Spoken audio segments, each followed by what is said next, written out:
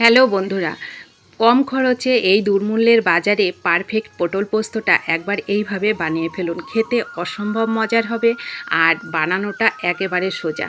তো চলুন রেসিপিটা শুরু করা যাক। আশা করি আপনাদের কাছে অনেক বেশি ভালো লাগবে। প্লিজ সবাই সাথে থাকুন। তো নমস্কার, রকমারি রান্নাঘরে আর একটা সুস্বাদু রেসিপিতে আপনাদের সবাইকে স্বাগত। তো দেখুন, আমি আলু কেটে নিয়েছি এইভাবে ছোট করে, কেটে ধুয়ে পরিষ্কার করে নিলাম। কচি পটল নিলাম, লম্বা করে কেটে খোসা ছাড়িয়ে নিয়েছি। কচি পটল হলে খেতে বেশি ভালো লাগে। তো সব রেডি করে নিলাম আর এদিকে একটা মশলা রেডি করব। 1 চামচ জিরে দিলাম, 1 চামচ সাদা শস্য দিলাম, কয়েকটা চীনাবাদাম দিলাম আর কাঁচা লঙ্কা দিলাম। লঙ্কাটা আপনাদের বুঝে দেবেন। আর এখানে 1 টুকরো আদা দিলাম। এই মশলাটা আমি রেডি করে নেব। এইবার চলে এলাম উনুনে এসে কড়াইটা বসিয়ে এখানে 1.5 চামচ মতন আমি তেল দিলাম। তেল দিয়ে গ্যাসের ফ্লেমটাকে মিডিয়াম টু লোতে করে রেখে আমি পুরো রান্নাটা কিন্তু কমপ্লিট করব। এতে আমার তেলও বেশি লাগবে না, আবার গ্যাসটাও কিন্তু সাশ্রয় হবে। তো দেখুন, লবণ আর হলুদ দিয়ে আমি আলুটাকে ভেজে নেব প্রথমে। তো দেখুন, আলুটা ভাজা হয়ে গেল। এইবার আমি আলুটাকে তুলে নেব। আমার তেলটা কিন্তু অনেকটা আছে। অবশ্যই গ্যাসের ফ্লেমটাকে মিডিয়াম টু লোতে করে রান্না করবেন, দেখবেন কম খরচে অনেকটা সাশ্রয় করতে পারবেন কিন্তু। তো দেখুন, এইবার আমি একই তেলের মধ্যে পটলগুলোকেও দিয়ে দিলাম। হালকা একটু লবণ আর হলুদ দিয়ে ভেজে নেব। লবণ আর হলুদ দিয়ে ভেজে নিলে কি হয়, সেদ্ধটাও হয়ে যায়, কালারটাও কিন্তু খুব সুন্দর লাগে। তো দেখুন, পটলটাও ভাজা হয়ে গেল। এখানে একটুখানি তেল কিন্তু এখনও আছে।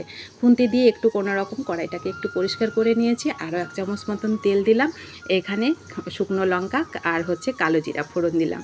এখানে দিয়ে দিলাম 1 চামচ পোস্ত। কালারের জন্য পরিমাণ মতো হলুদটা দিলাম, রেড চিলি পাউডার দিলাম 1 চামচ মতন।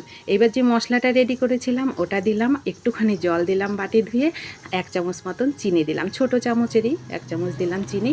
এইবার গ্যাসের ফ্লেমটাকে একেবারে লো করে রেখে মশলাটাকে খুব সুন্দর করে কষিয়ে নেব।